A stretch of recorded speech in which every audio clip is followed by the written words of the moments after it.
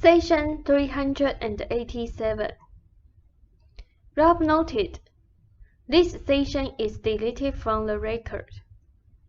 Before the session, I described to Jen my dream of Wednesday, December 6th, and the second vision I had of another painting on the evening of Thursday, November 30. The first painting vision being the one of Bill Callahan on November 28, 1967, and discussed by Seth in the 382nd session. I also described to Jane a vision I had upon awakening on Saturday morning, December 9th, and sketched in my dream book. Jane said she was a little tired this evening. She began in trance while seated in our rocking chair, using a quiet voice and poses, eyes open at times. Seth said, "Good evening. The visions will continue on your part. There is a continuity of growth in them that I do not believe you have so far perceived." Rob noted, "I have not." Seth said, "This will become apparent. You are being given directions and suggestions. You are of course amenable to inner visual stimuli and used to interpreting reality in highly specialized forms through visual data. Your inner perceptions will often come in this manner then. The information must impress the nervous system, and it will take the most highly developed physical channel. Rupert's inner perceptions often take the auditory, you see. His hearing is exceptionally keen. Therefore, inner data is directed often into that channel, for it will impress him vividly. Now, he is used to dealing with words, and you with images.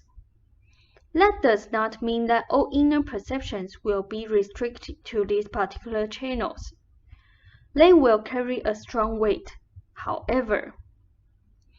Rupert should read more in his math book, definitely, and concentrate on achieving relaxation, not only in period state aside, but in his normal daily hours at work or whatever.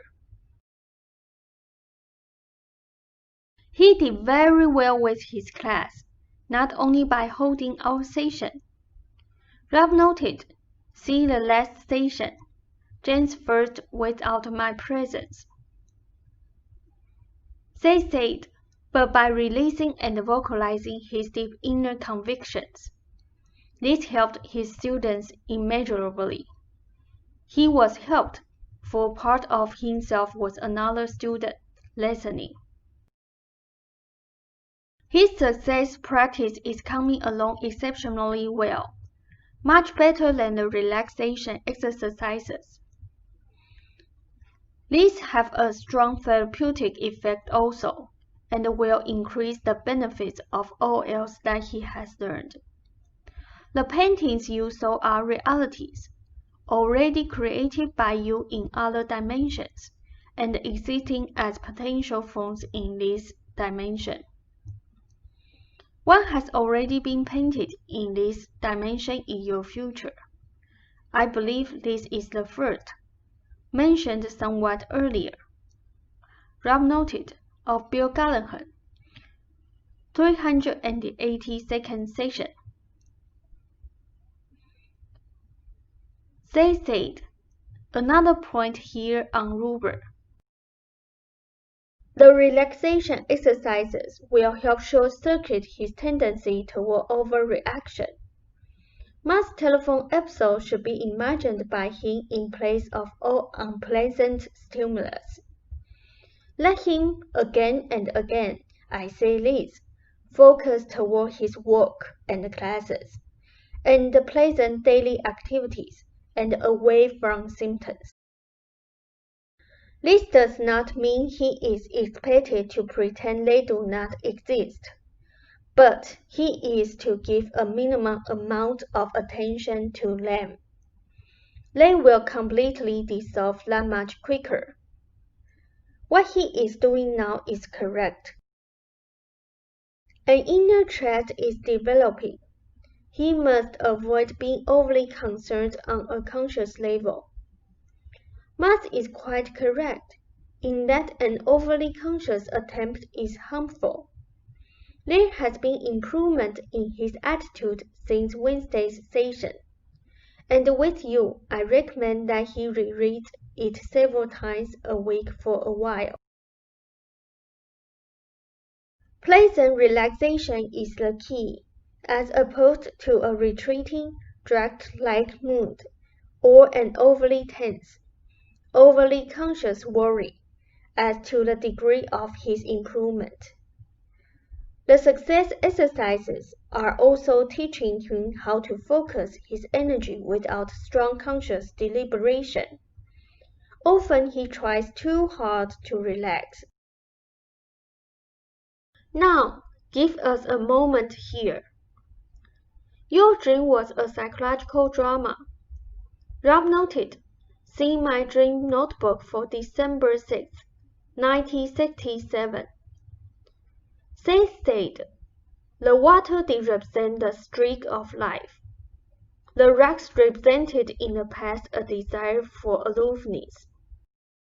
Not only did they lead back to the water, but all other routes along them that you followed were perilous.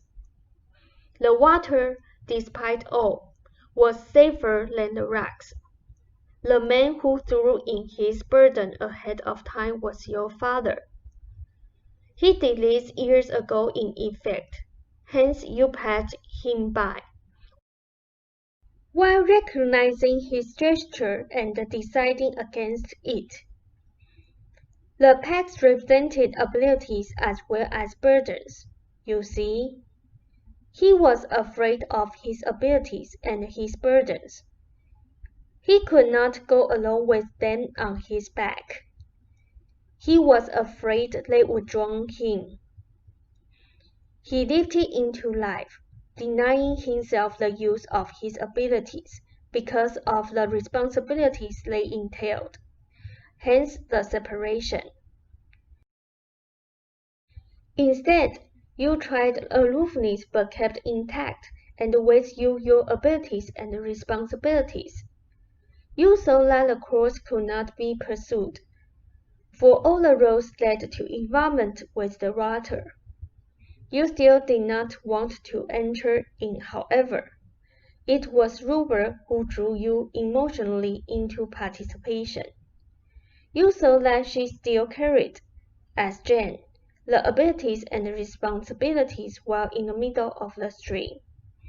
Had the dream not ended, you would have made your way across to him in time, to help him up when he fell. This symbolic of his difficulties in the past year. The others were individuals that you have known. Now, deep relaxation is necessary for Ruber. The main difficulty with the arms now is an absence of relaxation in the shoulder area, a tension that is physically demonstrated. There are two main physical ways to approach this.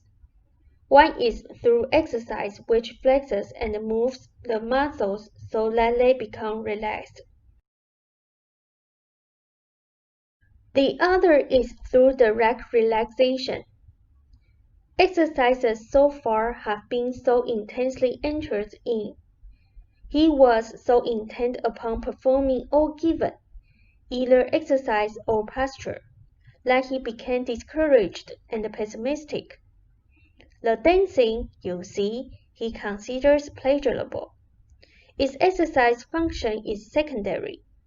He forgets himself, uses his body, and at least creates the climate in which muscular relaxation can occur. Housework in the same category usually. The exercises you see should have a joyful, game-like atmosphere or nonchalance. He makes them a combat zone. His will versus his symptoms, and his defeats his purpose. He delays even in the mental exercise I suggest.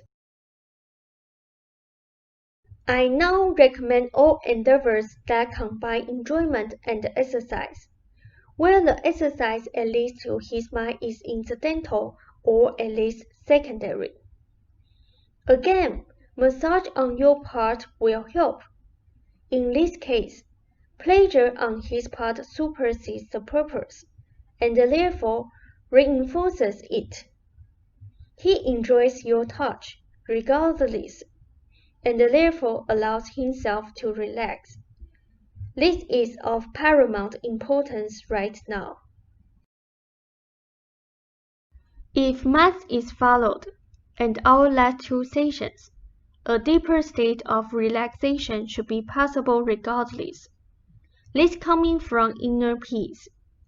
We should like to work it from both angles. However, one generates the other. Pleasant thoughts and images will help as he falls asleep. The suggestion that he has pleasant dreams will benefit. We want the condition completely healed, and for his joyful relaxation is definitely prescribed. In the same way that he has lately caught himself tensing his jaw, so has he tensed his neck and shoulder muscles for some time. We want him to be able to recognize tension in the shoulders, as he can now, but could not earlier, recognize the tension in the jaw.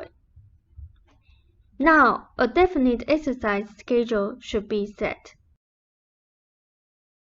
I will at least counteract some of the muscular tension and dissipate it. The activity itself will encourage him. 15 minutes at the least. Some exercises where he can see his own progress. These not to be picked up and dropped, but continued. They need not be the same. He need not decide now whether these be yoga or other exercises. He can do one day and one another if he chooses, but 15 minutes minimum of any kind of exercising activity. Now, the paintings have come from other portions of your personality who know better than you what you can do. This will be, I believe, a series of visions, extending over some time. You will see various ways in which your abilities can be used, various possibilities, progressions along various lines. I will have more to say here at another session. Your possibilities will be clearly shown in the various works you can produce. You will choose among them. Some paintings will automatically negate others.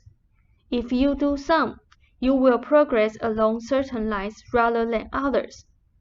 The various lines, however, all represent full use of your abilities, merely pointing out various lines of focus that you may choose. They are meant to enkindle you and program the self that you know in line with the purposes of the inner self. In themselves, they represent greater development on your part, or you would not be able to perceive them.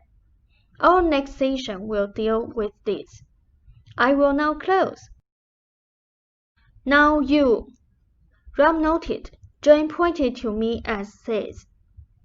Seth said, for a very brief time, close your eyes and see if you experience anything. My best wishes to you.